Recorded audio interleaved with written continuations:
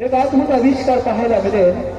एक दिशाभूल खेळली, एक काही गनिमी काव्य रचून हा खेळ खेळला जातो.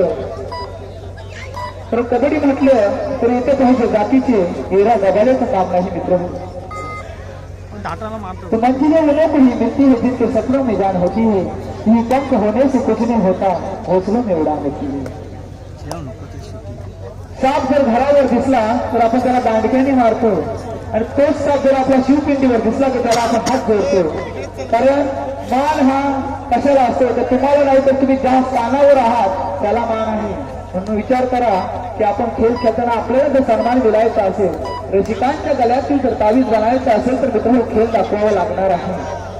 कारण आपण महाराष्ट्राचे मावले आहोत. या भारताच्या मातीत वाढलो, या रायगडच्या छातीत आपण बसून आज होते चांगला खेळ खेळतो. हा आपला भाग्य मित्र. कुठे गेलं जर रायगड जरी नाव म्हटलं तरी साहजिकच शिवरायांची आठवण येईल. तर शिवरायांचे मावले आम्ही नाही देणार दादा, पाठीवर वार करणाऱ्या मोठ्या समोर प्रेम बघा. छलरेडसाठी निघाला जिंकू किंवा मरू, माणुसकीच्या शत्रू सत्य युद्ध आमचे सुरू. करायसाठी आणि याला म्हणतात सुसाई. आणि आता मध्ये पण सरकला मी म्हटलं जबरदस्त हट्टा त्या खेळाडूला नक्कीच मिळेल. बालनंद कासू संघाचा खेळाडू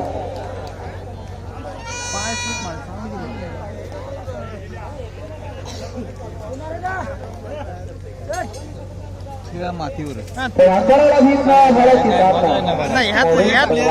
ऍक्च्युली माझ्यात चांगला प्लेअर हे नेटवर खेळायला चालले. एक तरी होता का महाराष्ट्राचा आपला प्लेअर. तर पेट किल मसाली 20 किल मसाली सूर्य कधी उगणार नाही.